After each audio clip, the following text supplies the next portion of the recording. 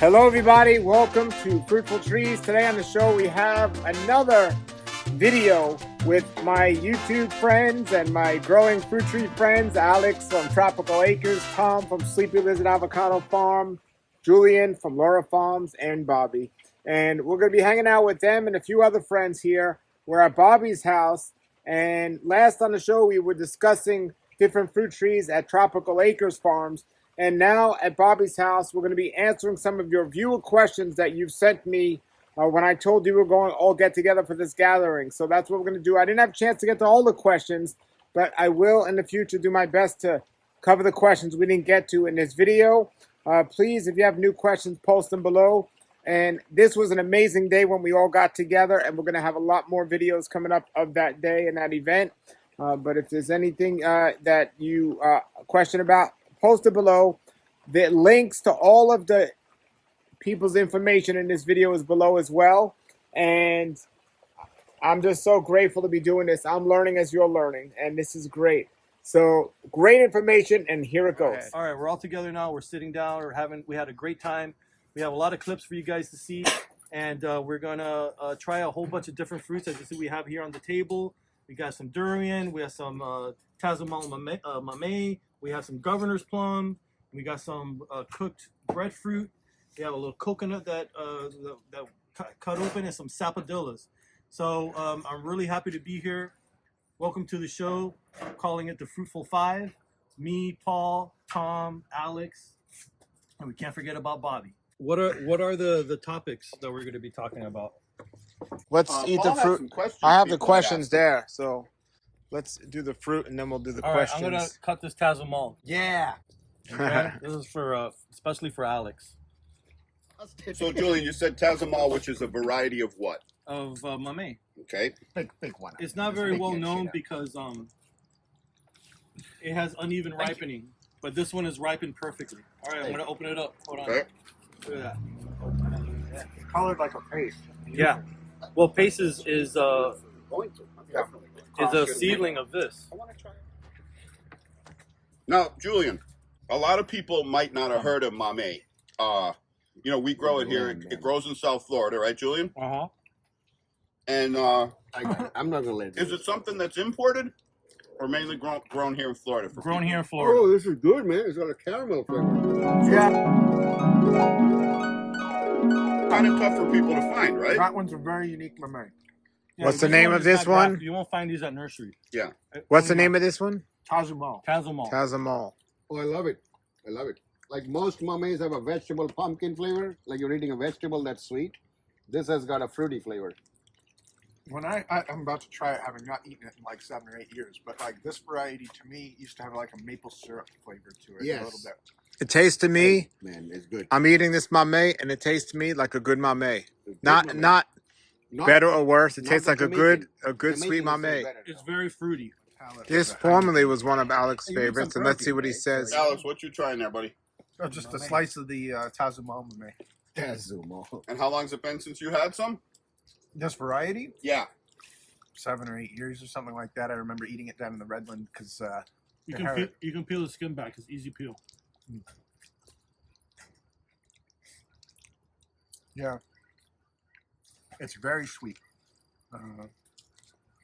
It's kind of like I a can paste. see, yeah, it is pretty similar to Hey, paste. for you. Honestly, It's a grass-fed lamb. It'd be Julian, hard to you taste the mentioned difference paste. between that and paste. What's a paste mamey? Another Paste variety. is a variety Yeah. that is a hybrid between Tazamal and Really, Magana it's fruit. that my dad I'm growing made fruits for landscape. back in the 70s, late 70s. And where's the name paste come from? Comes from my parents' names, Pablo and Sarah. So PA for Pablo and CE for Sarah. These are great. These. Fruits are in season would be good too. Yeah, I kind of. And then That's this nice. one is Hasya, and I also got this at your I place. say the commercial. And this is the second That's year. a small Hasia. It's a small, yeah. Hasya is the red. It was a little bit on the. You know, I'll tell you exactly why.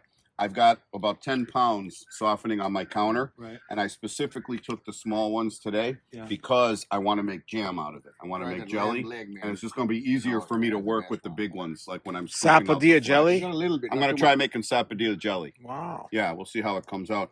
So here you can see, Paul, a little bit of a color difference. The macaque tends to be a little darker, very dark actually. And then there's that one. Did you try it? Yeah. Yeah. I've had them. Yeah, the Hazy has like a little red tip You want to to have it. it? Yep. Yeah. And then the other one I got off of you, Julian, is Molex? the Morena. Oh, Morena. And my wife one's loves the pretty Morena. good, too. I love it too, but that one, like if I come in from, if I'm out in the Grove and I come in with a bunch of fruit, I give her the Morenas. She just loves it. She loves it so much. Also, we got this governor's plum. Oh, how do you eat that? This is the governor's plum. You gotta hold in your palm and roll it. Okay. Yes. Roll And- it like and- this. Yes, Take away he's the right. astringency. And it makes more melt in your mouth. Okay, No, but we Korean got is some good for you, questions, though. everybody. It's- You want some questions? Sure, let's do it. Okay. A couple of people. Well, what I did last night is I went on and told people we were all going to be hanging out, and I wanted to ask them, what they wanted me to ask you all. Not like I all interview all separately, but like while they're all together, what do you want to hear them answer with? We got a good amount of questions, and time is running out because it's getting dark, and we still got to eat. So maybe just give them a short answer, and you don't all have to answer the same question. But somebody says, with all the cold requirements and the mite that's difficult to treat, is it worth it to grow lychees?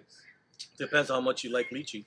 If you love lychee, you got to spray it with sulfur, and it's a new era for lychees now. And if you don't look after it like you're supposed to, spraying sulfur with, on the tree, you're not going to get anything. But if you love lychees enough to go through the trouble, just like anything else with mangoes, you have to spray with sulfur too for the powdery mildew. Spray it with copper for the anthracnose. So it's it all depends on you. Okay. Anyone else want to answer that? Or we'll go to the next one. If you're, lychee, my philosophy on that is if you are in an area of Florida that gets, we're talking about Florida here, where if you get enough cold weather where you're going to get and you can expect several weeks with the temperatures dropping into the 50s and 40s at night, which Central Florida, West Florida, they still see that, okay? The lychee tree will probably fruit more consistently, and it might be worth your limited yard space. If you are in South Florida, I would call lychee a collector's tree at this point because they're not going to fruit frequently enough here in our climate down here with our warm winters to expect it to fruit even every other year.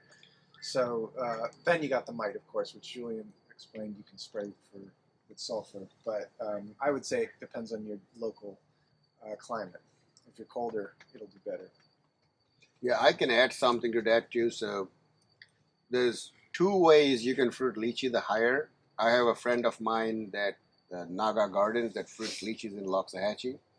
Commercially grows lychee trees and fruits that sells lychees to the public. I think the two biggest factor to get fruits on lychee is dry weather that stresses them out the most, and followed by cold. I think the dryness is more important than the cold is, because there are lychees that fruits in Hawaii that don't get cold.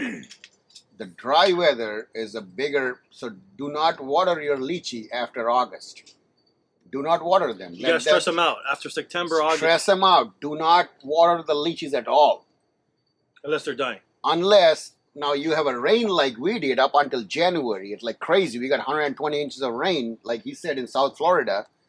It's not going to fruit. The tree is going to be vegetative because it's happy with the rain. It's going to be vegetative. It's not stressed. It's happy. They don't want to breed. They don't want to produce. So they're going to be problems. So dryness and cold is going to be the second best. But if you like lychees, you know what? If you like something, you got to go for it. Yeah, if you're really into it, if you really Doesn't want matter it, you what can it do is. whatever it takes. It could You be a turn it on rocket. its own. You got to go for it. Right. You know, you want to go to Mars, No, you got to go for it. Okay. There is absolutely no reason to not do Good, something. a little dark, but Absolutely no reason to not do something. If you like something enough, you have to do it. Right. Even if 100 people tells you it's stupid, you still have to do it because you like it. Right. It's up to you, basically. Because, at the end of the day, it doesn't matter. We're all going to be dead. But if you don't follow your passion, you're wasting your time. All right, that's good. I would just caution people, if you have limited space, even if there's no issues with lychee, that's one I would. Takes up a lot of nobody. a lot of room. Can I ask a question about lychee? Even in the best of conditions, the best of growing conditions, is it true some varieties only produce every other year or every third year? Some varieties. So even if you have Brewster. optimal conditions, you still need to be aware you're only going to get fruit every second or that third happens year. with Brewster trees, even in optimal climate. Okay. They'll fruit every other year. All right, I want to keep it moving. Here's another question. Yes. What is yes. the best mango variety for each one of you? So, My favorite is Langara mango from India. okay, what's yours? My favorite personal mango is still Sweet Tart. Okay, Tom, what's yours? Valencia Pride. Sweet Tart is What's a good yours, one. John? Bombay. Bombay. That's Oh, that was great really mango. No, Bombay is a good mango. Kimbo, Yeah, it is. Kimbo, Yeah, what's it your is. favorite I mango? only have two. My favorite is the coconut cream. That's a good mango. What's your favorite? Gary. Gary is a great- good mango. great choice. That's the Zill's best mango. Is I Gary. love that mango. It's like a tangerine orange with mango Yes. mixed together. Phenomenal. No fiber. The skin has low toxicity. You can eat it with the skin. And you don't even feel it. I would say that's comparable to I'm the gonna- orange sherbet, though. I'm going to go with, for me, lemon zest. Okay. And everyone here has other mangoes they love, but we're just trying to keep it to one. The next question is, what's the best fruit they have ever eaten in their life? Durian. Durian. Ah. Absolutely. Durian, absolutely, hands down. I would say the blackthorn version. That's for you, Paul. Durian. Yeah, blackthorn. Durian. Blackthorn, Musang King. That's a Yeah, very Salute. sweet durian, by the It's way. it's the top durian. Musang That's- King is. I've not tried that. Thank you. I mean, I'm that's- Have you like- tried that? Huh? Have you tried that, or you're trusting my? I just tried it. Oh, you did. Yeah, that's for among. I've tried other kinds of durian, and like that one is. No, this is obviously, the very high D197. quality, It's yeah. the it's like not it. the Montong. What part of what's the name of this durian variety? Musang King D197. Yeah, that's definitely much higher quality. Even than, with frozen, this So is you like almost it. as good as fresh. So you loved it. it's much better than the montongs that you get over at. Chinese You market, try it yeah. 3 more times, you're gonna chop down all the mangoes and build a greenhouse. Again, the quality of the durian, it's I'm like just anything. joking. You can get good mangoes or bad mangoes. This happens to be a good one, but you can easily go to the same place you got these and get one that's not good. I wouldn't mind moving to Malaysia for like a couple of years I'm going there in February. and just eat durian, or just go there for durian season. For Yes. like Oh, there's Yes. people who do that. I have customers that do that, and they'll go to Malaysia first, and then they'll go to Thailand. Who apparently, the Thai durians don't taste quite the same, but yeah. Yeah. All right, what's the best fruit you have eaten? Who So is recording durian. this shit? Do not put this What's on- yours, Alex? The best individual fruit. Yeah, the best fruit you've ever had in your life. Yeah, I said durian for me. So that's 3 of durian. We got 3 durian. Best fruit I've ever had in my life. It's probably an individual mango that I ate some years ago. I remember I ate a really perfect Super Julie mango once that was really like knocked my socks off. That's probably like the best individual fruit that I ever ate. And I've had some really exceptional mamets too that really like stuck with me. Like I remember eating that specific fruit. The cepeda especial. Lorito. Oh, Yeah, I've had a really amazing Lorito, like just sitting out in the field, like just got a ripe one, and I Still don't remember. I thought I heard you shut up. and I just cut it open with a knife and ate it. yeah. That's one of the best ways to eat mamey. Is just cut it open, get a spoon, Yeah. and just take out the ice cream balls. Yeah. That's what we do. You know the Some people difference like between to- mamey and durian? Durian's got fat in it. Yes. You it's a can't fatty beat fruit. that. It's like having an avocado and a mango. See, I didn't know it has like omega 3s or something. Yeah, that's fat. I don't think it's got omega-3. I don't know It's if got it- mono fat, monounsaturated fat, Monounsaturated. but it's got fat. You can't beat that. So That's does what I'm Aki. saying. Aki has fat. Aki has too, but it's got no sweetness. Avocado's got fat too. Avocado no sweetness. Yeah, I like ackee as a snack, as like before lunch or something. It satisfies you and it leaves like an avocado Yes. aftertaste in your mouth. But Tom, did you know this? What's that? Durian has fat in it. Really? Yes. It's almost as fatty as an avocado. Let him taste another piece of the That's what durian. there's nothing left. Unfortunately. Oh. No, I'm just saying. No, it's good for him. He did it. Yeah, I'll try it again, Paul. I promise you. I will. Yeah, You I'll will. try it I'm again. gonna gotta bring get you it I one. will absolutely try it again. Yeah. That's why it's Yeah. it's so addictive. I'll try for it again. people who like it because it's got Especially fat in if the people at this table tell me you try it 2 or 3 times All and right. you like it, none of you guys have ever stayed. Here's another question because we care it. about the I could grow viewers. mangoes. I'm going to build a If whole we- greenhouse for the damn We durian. care about the viewers. We're not going to be able to get all of them, but we'll get to as many as we can. But here's another one. I would like to ask about air-layered mangoes versus grafted. And also a follow-up, is air-layered more cold tolerant? So those are the two questions. So air-layered Mangoes versus grafted. Well, I mean, you can air layer certain types of mangoes, like the ones in Jamaica air layer really well. For example, but there's a lot of mangoes that actually won't air layer well at all, so that's one issue with air layering mangoes. Another is that when you air layer them, they make kind of a fibrous root system instead of making like stronger. There's no tap root in air layers. Yeah. Any little wind will knock it down. Exactly, Yep. kind of a weak root system, and so in a lot of cases you're better off, not just with mangoes, but certain other species too, you're better off planting a grafted tree rather than air layering it if you want a nice strong tree. But sometimes people aren't very good at grafting. Air layering or marcotting or whatever you want to call it is pretty simple. So if you've got a mango tree and you're trying to replicate it or duplicate it or whatever, and it will air layer and you're not good at grafting, it's an option. It's kind of cumbersome to air layer stuff. So, you're taking off whole branches of a tree. If you're grafting, you're only taking off individual scions, which is, not much material. So imagine if we have not a very old mango tree and we decide that we want to propagate it, it's much more efficient to take off scions than it is to take off air layered branches, in addition to being more cumbersome to do the air layering than to do grafting. So that's my thoughts on air layering with mango. So Okay. Yeah, and they're more cold tolerant? is air layer versus graft? No, that's totally up to the Grafting species. is the choice way to going to go. be more cold. Anything with a tap root is going to be more tolerant. Air layer is not the best. Another question. What conditions can green sapote grow in? Conditions can green sapote grow in? Can they deal with heat, dry, rain, etc.? Well, they don't like wet feet. I know that. They don't like sitting in any kind of standing water. That'll kill them very quickly. They prefer, I would say, somewhat dry soil, well draining.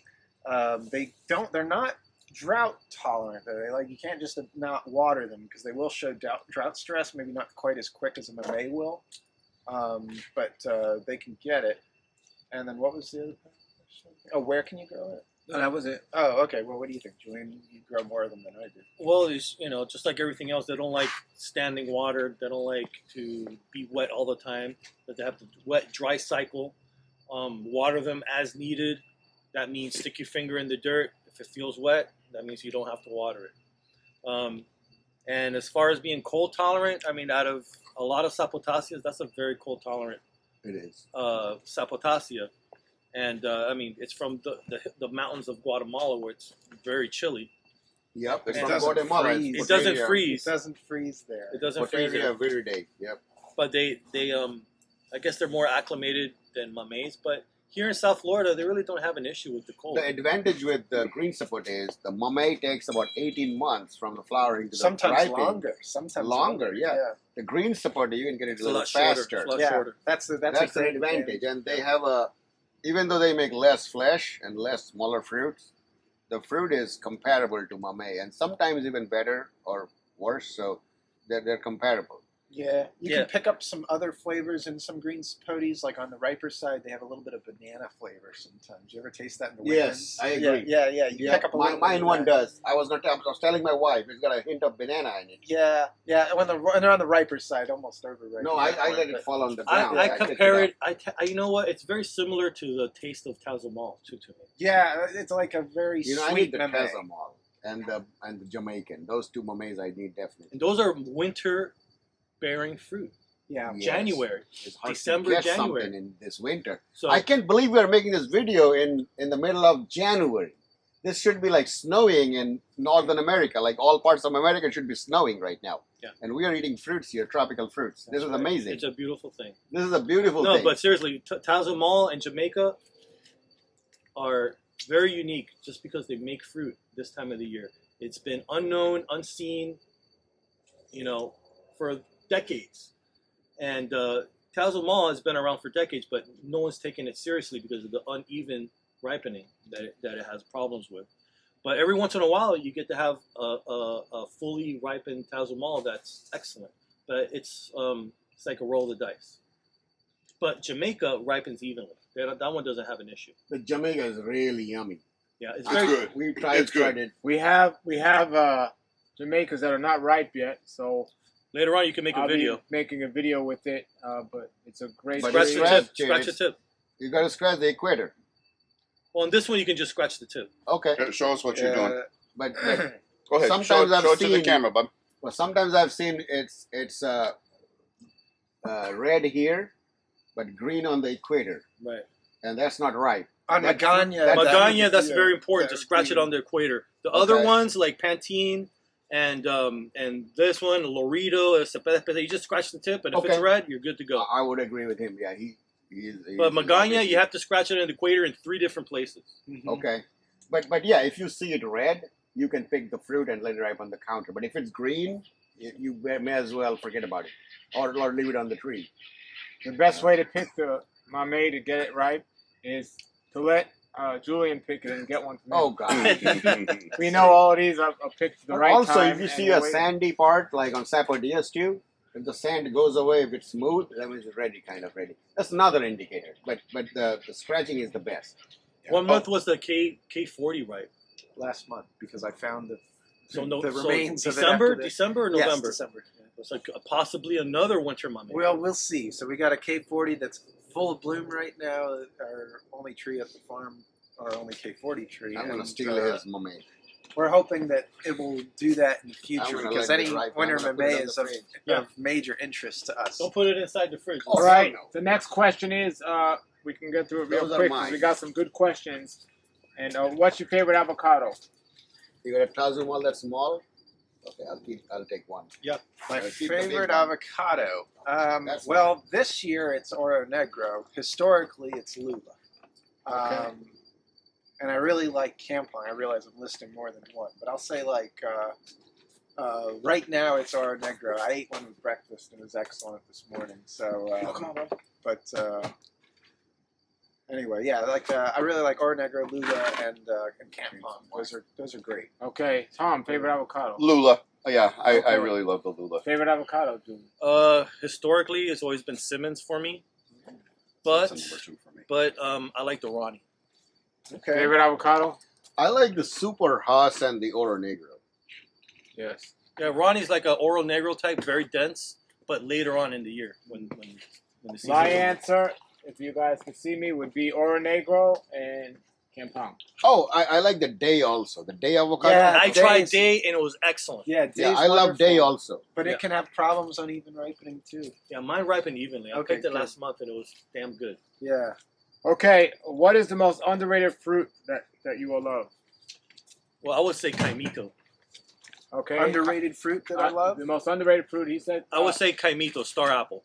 Yes. Okay. Definitely. I say Aki, even though I don't have an Aki tree in my own yard, but I love Aki, and nobody talks about Aki Except for Jamaica. except for Jamaicans. Okay. That's What one about one you? ethnic group. Underrated fruit. That you love. You know, like nobody knows why I love Or it. doesn't Blackberry talk jam fruit. I love it. about it. Okay, Okay. Wow, cool, that's man. unique. What about you, Blackberry Tom? jam. I love it. Well, I just got to try the blackberry jam I think we're fruit gonna say for the durian. first time today. It wasn't too bad, And right? I think, no, it's delicious. And I would say, like, underrated in terms of people eat them and they don't love them. Like, if you love a durian, you walk in someone's house and they have a durian on the counter, you're going to be like, wow, durian. But if they have a bunch of bananas, you're not going to be like, ooh, bananas, right? But I grow Gros Michel bananas. And I let them ripen properly. You know what I mean? They're not picked green and gassed and chilled and The shit. yellow on the tree. Yes. And if you, as far as underrated go, I think like a properly ripened, good variety of banana, it'll blow your mind. Yeah. But a lot of people You know have the never, funny thing is, What's that? you just mentioned that mamey, the green sapote, has a banana hint. Yeah. I'm like, you could get the banana hint from a banana. From a banana. Yeah, yeah. But I think a lot of people have never had like a good banana. oh, you I know? have had banana. It's good. But, you know, just as far as underrated No, you're right. goes. When something is bought at the market, is not the same as ripening in your house. Plus, tree if you ripened. buy Yeah. something at like $1.50 at the market, your respect for that fruit goes down. Yeah. So when you eat a banana, you don't have that wow factor in you. You're like, I'm eating something I could buy from the store. Right. But there are certain bananas that are way better than the store bought, like the Like the Lacatan. Mysore, for The example. Mysore is amazing. Yeah. There's the Mysore and the Lacatan. Yeah, Mysore is what we call. Have you had a variegated banana? The Florida no, variegated? No, I haven't. Oh. Is that what's in your greenhouse? Yes. Oh man. Oh, that tree fruited outside. I took a pop and put it in the greenhouse Is because that it got cold beat tolerant? up. Is it cold It's tolerant? not cold tolerant. Oh, okay. No, but what happened was one winter it was not too cold and it fruited outside. Because I fertilized the crap out of it. It fruited before it got the cold. That's how you got to beat the timing. But that banana, oh my God, it's like a cake, man. It's like a cake topping, like vanilla cake. Did It's you answer yet? amazing. What is the? Your Variegated. favorite, Variegated your favorite banana. underrated fruit. Oh yeah, Aki. Oh Okay. my God, it's so good. My favorite underrated fruit, without a doubt, is white sapote. That's a good Yeah. one. That's a good one. Yeah. And I have the Campbell White Sapote, which is Yeah. phenomenal. No aftertaste. I've never had a bad one of any variety. What They're about- all great. What about you, Kim? What's your favorite? I don't. Underrated I fruit. don't know. Nobody talks about tamarind. But I love a nice sweet Okay. tamarind. Oh, That's a good one. sweet and That's a sour good one. tamarind. Oh my yeah, God. I Yeah. could eat that all That day, is you know? really good. He's right about it. Uh-huh. I can eat a whole bag of it. Yeah, I can eat a whole bag. Especially women. Women love tamarind. No, men do too. I'm telling you. Well, pregnant women, you know. Yeah. Oh, my wife, she's pregnant. She loves tamarind. Can't get enough of it. Okay. A lot of rich nutrients in there. A lot of iron. John, what about you? I would say Monstera. Oh, good one. Oh yeah, That's a that good is one. really good one. Right. It's amazing. Too. Okay, here's another question. If they had to start all over, what would be the first fruit tree they would put in the ground? If I had to start and probably the first fruit tree I would plant would be the one that takes the longest to fruit, probably. Yeah, So, smart. yeah. So amongst what I grow, it would be one of the mameys that I grow, probably because they take so long to fruit, even as grafted trees. So that would be my answer. It would be a mamey or green sapote because they take longer than the mangoes, avocados, and sapodillo that I grow. So that's my answer. What about you? Can I go next? Yeah, go I just ahead, want Tom. to piggyback off of that. I too, I've even said this recently. I would plant mamey also, and I think the thing people watching this video, it'd be helpful to understand is, I think everyone at this table grows fruit for different reasons. You know, I make my living off selling the fruit. You guys sell cuttings and trees. You have your diet and all that kind of stuff. You know what I mean? Like we all have different reasons. But for me, I would love to have like a big section of my grove mature mamey right now. I wish I got a head start on that. What would you do? If I could, durian. If I can grow durian, that'll be the first thing I'll put in. Oh, the you ground. would. Yeah, that'll be the first thing. After you. But that's not. You're Yeah, gonna do it right now. yeah. I don't know. Not That, good. You got science. Okay. I got science. that'll for be you. that'll be my first choice. But in reality, I guess working with what I have, with what we got in this climate, I think mamey. Because they do take a few years, 2, 3, 4 years to grow, give or take. My choice would be the same one that I planted first when I got my house. And I think everyone planting garden should plant this first, and it's star fruit. Because it's going to fruit more times per year than any other fruit. And give you Immediately. fruit very quickly, and it's the Immediately. easiest tree to take care of. Yeah. And then everything else you could plant. Yeah. But this way you're going to get the most food at the soonest time. That's a And great one. it's very versatile. You can That's a make great juice. perspective. You can dehydrate it. You can make a jam with it, which is one of the most delicious jams I've ever had in my life. Yeah. You just cut it into stars and put sugar in there and just stir it for like half an hour, low heat, and that's one of the best preserves I've ever had in my life. What about you, Bobby? You know, for me it's a little different. I look at it more from a sentimental perspective. When I was young, I used to climb coconut trees. So when I moved to South Florida, I was like, well, this is the only place that can grow coconuts in America. So I'm going to grow coconuts. And it has not a whole lot to do with the fruit, but it has a lot to do with the tree itself. Like looking at a coconut with coconut fruits hanging on it gives you a sense of calmness and tropics. And it makes you feel how bad the day-to-day job is. You would rather want to sit on a Next to- hammock, yeah. hammock next to a coconut rather than what you're doing. Yeah. So I would rather do that. The fruit is secondary, right? You could eat a lot of things. Like you could go to a grocery and buy cakes that taste better than fruit. That's not the point. The point is that the tree itself looks so majestic and good. So I basically moved to South Florida because of the coconuts, and I enjoy just sitting under the tree and enjoying the tree. Yeah, of course I like fruit, but the tree itself is amazing, And it takes a long time to fruit. and that's okay. I got a tree with fruits on it. I used to work for USDA, and there was a guy I was talking with about a ticket. We had an issue. He's like, "Where do you live?" He lives in Miami. I used to live in Atlanta. I said, "What do you do in Miami?" I asked the guy. He says, I work for you. I grow coconut." I'm like, "Are you serious? That's my favorite tree." So you got it like field And grown. that's when I was actually buying. I was looking for properties here. I already liked the Florida area. That was in 2018. And he says, "Oh, you moved here later on." And I'm going to visit him. We were colleagues. So I visited him. He worked for USDA. And he sold me like 20, no, not 20, about 15 trees with like this much of wood on it. This much of wood. They were like 16 to 14 feet trees. And they had tiny flowers and fruits. And I had fruits the next year after I planted them. I took care of them. I planted all by myself. All this, every fruit tree you see, I planted all by myself. And these were heavy. And I was like pushing it in the rain. And I dug the hole with the backhoe. I pushed it in. But it was worth it.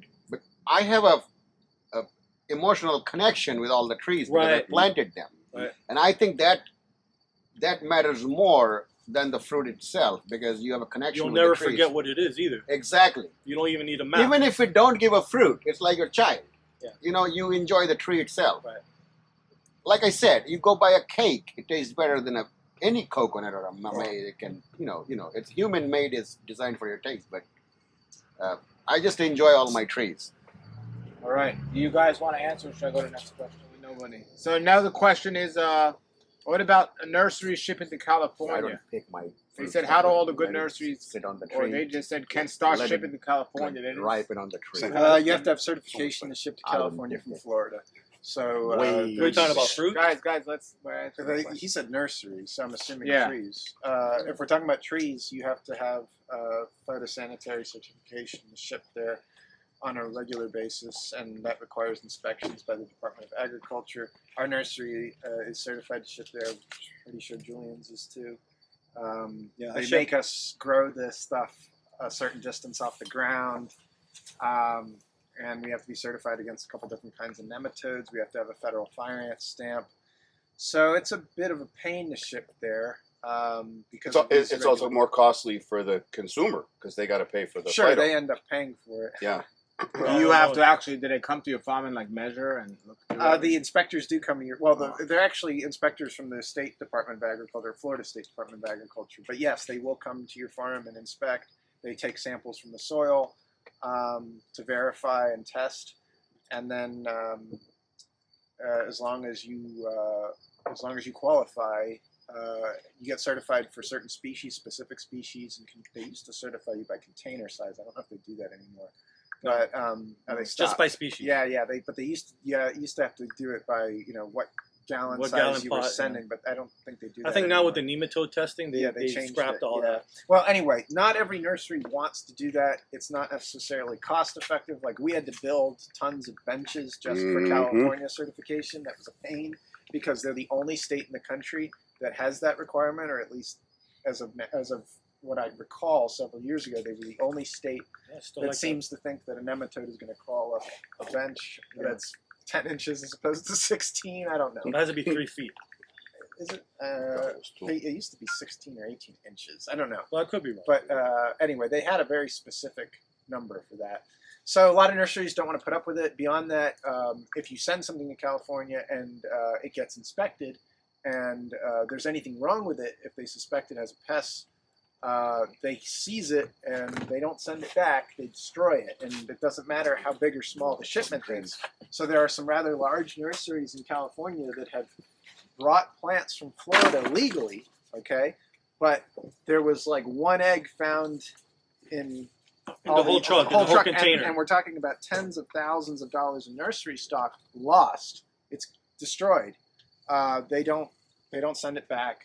The nursery that's reselling the trees or whatever doesn't recoup its money. So that's a major loss and a major risk.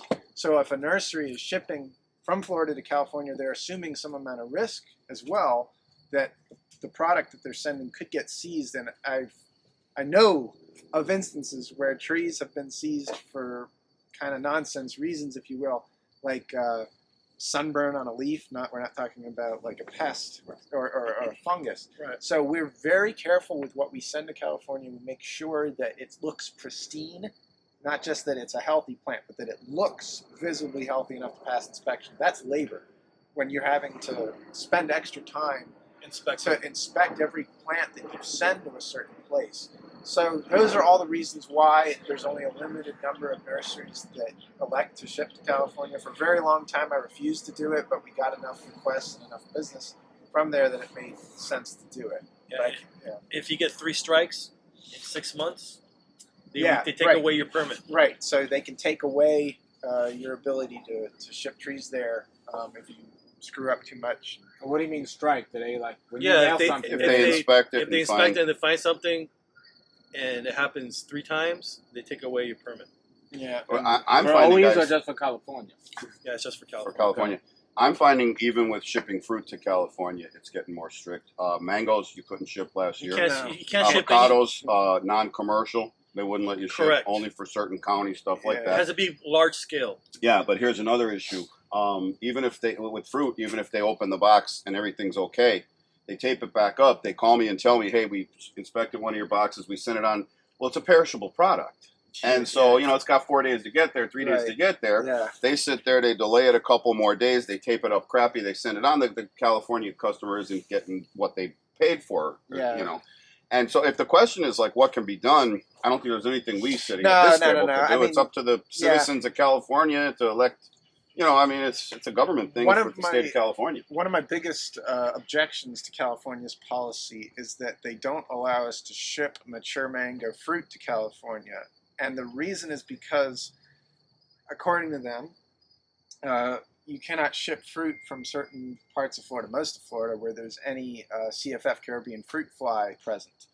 They claim that mango is a host for Caribbean fruit fly. Yeah, it's ridiculous. That's absolutely absurd. The only time you'll ever find Caribbean fruit fly on a mango is probably a fruit that's busted open or something like that. But like an intact fruit is not going to get Caribbean fruit fly larva. I'm sorry, it's not. It's in the books as a host, and because of that, exactly, it's out of the picture. We cannot ship fruit to California for that reason. We're good. And I think that's something that the mango growers in Florida could challenge and probably win on. I know the lychee growers challenged the ban on shipping lychees to California, and apparently we're able to ship fruit there now. So I'd love if the Florida mango industry could, because as of now, we have to tell everybody no that wants to order fruit from California, from Florida to California, and it's a shame because there's a huge market. They love it. Market They love our fruit. Yeah, for Florida mangoes. They would love our mangoes. But there's a compliance agreement that you can sign for Mamey. Oh, really? Okay. There's a compliance agreement for California. Now, I remember last year seeing somebody on Facebook saying we have been able to get a permit for selling mangoes to California. Forgot what nursery it was. Somewhere in Merritt Island, I guess. Yeah. I don't remember. You can send immature green mangoes to California with a permit. You're talking about those little teeny tiny No, ones? no. Like immature green, meaning they're not going to ripen. So it can be like a little beyond teeny tiny. But yeah, it would include teeny tiny. But like up until a certain size, when they're like, let's suppose, more than a month away from actually being able to pick them and ripen. But again, that's no good. Yeah, exactly. So people are looking for mature fruit, and they don't let you send mature fruit from Florida to California, as far as I know, unless it went through USDA quarantine treatment, which requires us to hot water treat them or irradiate them. Right. So, Irradiate, nobody here has the equipment for that. I think the closest is Mississippi. I looked into it. Yeah. So all right, one more question, and then you wanted to do something. We got a lot more questions, everybody. And I will get these answered by my guests on another show. There'll be your questions or some of these guests, but for sake of time, we're going to do one more. Are air pruning pots recommended, and where can we get them? Looking for 50 and 100-gallon pots. So that's the question. You know, This man knows. I can answer that question. The first question should be why you even want to air pruning pot and not a regular pot. Well, it's basically to fast drain the water, like get the water out of the system. You want the plant to drink the water they want and get rid of it. Like we don't want to sit in water. We want to drink the water and get it out of the system. yeah, we want fresh water. We want fresh cold water. We don't want to drink cold You don't want to water. sit in water. Right. You want to drink the water. You don't want to sit inside water. So, yeah. So, the root pruning drains the water. That's number one. The number two benefit is when the root hits air, it air prunes the root. Every time the root is pruned, it creates a new branch. So you create a bigger, voluminous fruit tree with a little bit of root system. Every time it hits the air, hits the side of the pot, it hits the air. If you had a regular pot, it's going to turn around and round and round and round and do the circling, and then not the best. If you had an air pruned pot system, it's going to prune the roots, and it's going to be better for the root. Now, you don't want to keep it long term into the root pruning pots. You want to pull it out and put it, and you're going to have the roots that's going outwards like this, rather than circling around. So that's the best way to start a tree. Now, if you, I think he said like 50 gallons, 100 gallons, that means he wants to keep the tree forever in the pot, obviously. Yeah, that's a bad idea to put a small tree in a 50-gallon pot. It's better to, like, if it's in a 3-gallon, to step it up to a 7-gallon and just gradually go up. Yeah, I wouldn't put a small seedling in a 50-gallon, but I'm sure if you're thinking about a 50-gallon pot, he probably has a big tree. What is that, 15? That's like for a 15 or I mean, 25-gallon he better tree. have a 20 feet tall durian if he's thinking about a 50-gallon pot. Otherwise, I would lose faith in him. He better have a 20-foot tall mango or a durian in his. That's when he's looking at the big pot. Right. But Okay. Well, thank you all for your questions, and we have a lot more, but way too many to get through now. But I think you wanted to do something before we close here. We'll come back after these commercial messages. All right, everybody, thank you for watching, and we got more videos from that day coming up here soon on the show. And it's raining out now, but it's all good. The trees love the rain. The mango flowers are coming out, and I'm just continuing to push out as many videos as possible so we can learn as much as possible and grow the best fruit as possible. Thank you, everybody, all my friends that were in this video, and until we meet again, if you're not subscribed, please subscribe. Have a great day, everybody, and keep growing.